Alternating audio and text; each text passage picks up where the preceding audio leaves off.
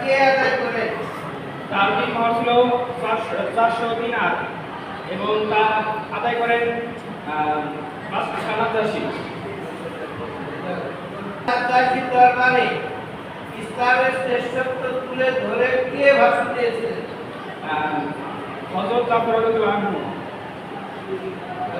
জাফর রাদিয়াল্লাহু আনহু তুলে ধরে তার ভাষণ কাটছে মুসলমান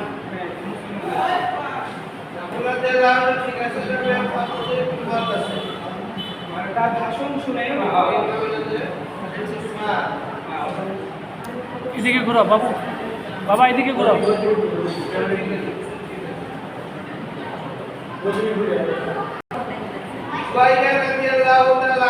এর আসল নাম কি ছিল? বাররা।